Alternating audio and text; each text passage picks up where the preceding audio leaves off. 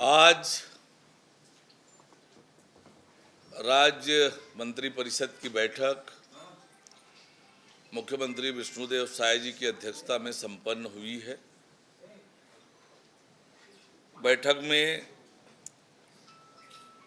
2024-25 के तृतीय अनुपूरक अनुमान का विधानसभा में उपस्थापन के लिए छत्तीसगढ़ विनियोग विधेयक 2025 के प्रारूप का अनुमोदन किया गया।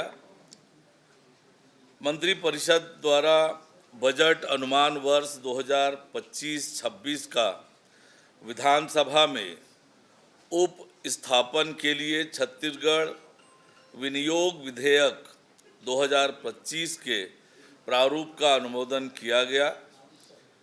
मंत्रिपरिषद द्वारा राज्य के किसानों को नवीन उन्नत किस्मों और गुणवत्ता युक्त बीजों की उपलब्धता सुनिश्चित करने के लिए छत्तीसगढ़ राज्य भंडार क्रय नियम 2002 के नियम 4 में छूट प्रदत्त संस्थाओं की सूची में विस्तार करने का निर्णय लिया गया, जिसके तहत सर्वप्रथम बीज का उपार्जन बीज निगम द्वारा राज्य के पंजीकृत बीज उत्पादक किसानों से किया जाएगा।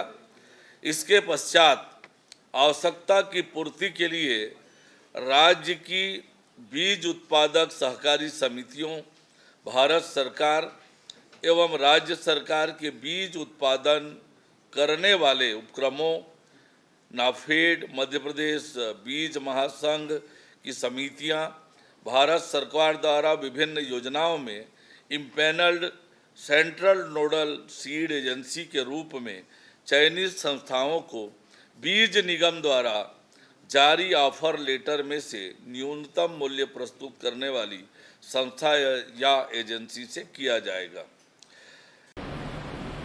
छत्तीसगढ़ लोकतंत्र सेनानी सम्मान विधेयक 2025 के प्रारूप का अनुमोदन किया गया।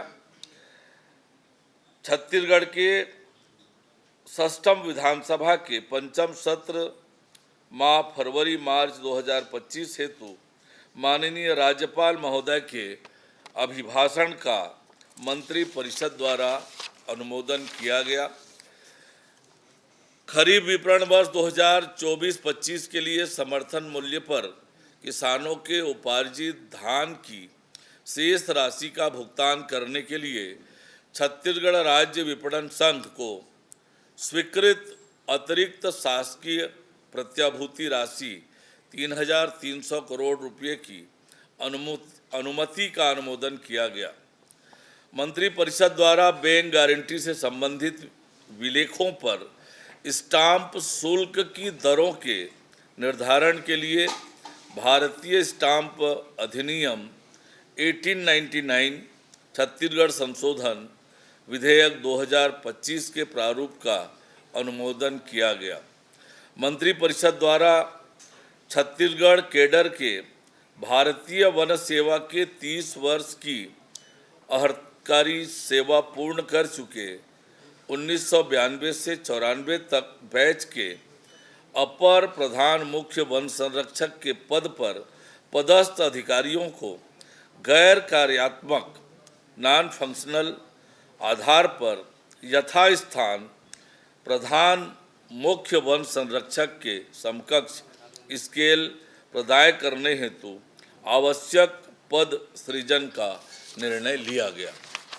इतने निर्णय आज के मंत्रिपरिषद के बैठक में लिए गए। धन्यवाद। देखिए, विधानसभा की जब कार्यसूची जारी होगी तब उससे स्पष्ट होगा, पर हमारी सरकार लगातार धर्मांतरण के खिलाफ ठोस और मजबूत कार्यवाहियां कर रही है और वो जो समाचार में देख रहे हैं लगातार और जो कार्यवाही हो रही है, हमारी सरकार के धर्मांतरण को लेकर जो नीति है उसी का ही परिणाम है कि जहां पर भी धर्मांतरण हो रहा है कठोर कार्यवाही हो रही है। राज्य निर्वाचन आयोग नगरीय निकाय के निर्वाचित पदाधिकारियों की अधिसूचना जारी करेगी।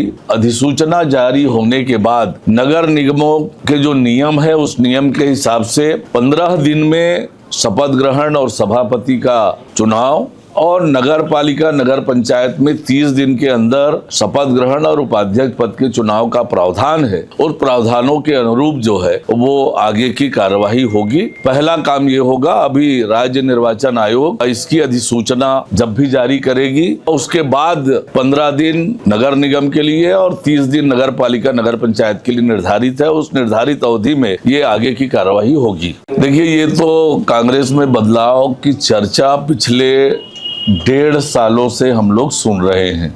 विधानसभा चुनाव के परिणाम जब से आया है तब से ये चर्चा चल रही है। तो कांग्रेस के इन चर्चों पर मत जाइए। कांग्रेस, मैंने जैसे कहा, दिल्ली में शून्य, छत्तीसगढ़ के नगरीय निकायों में शून्यता की ओर कांग्रेस पार्टी बढ़ रही है। देखिए, चूंकि यह चुनाव गैर दलीय आधार पर है, कांग्रेस खुश होना चाहती है तो वो खुश हो, लेकिन सच्चाई ये है कि जिस प्रकार का परिणाम नगरीय निकायों में आया है उसी तरह के परिणाम, उसी तरह के जनादेश पंचायतों के चुनाव में भी आ रहे हैं। अधिकांश सीटों पर भारतीय जनता पार्टी के कार्यकर्ता, भारतीय जनता पार्टी के जो अधिकृत प्रत्याशी है वो जीत रहे हैं। और आने वाले समय में जब जनपद और जिला पंचायत अध्यक्ष का चुनाव होगा तो ये कांग्रेस के झूठे दावों की पोल अपने आप खुल जाएगी। मैंने वही कहा, पहली बात तो ये है कि कांग्रेस का जो दावा है वो झूठा है, निराधार है। कांग्रेस कहीं पर दिखी है पंचायत चुनाव में, मुझे ये बता दें। और इसलिए कांग्रेस पार्टी मुगालते में है, झूठा दावा कर रही है। जब जनपद अध्यक्ष और जिला पंचायत अध्यक्ष के चुनाव होंगे, कांग्रेस के ये जो दावे हैं वो उसकी पोल खुल जाएगी।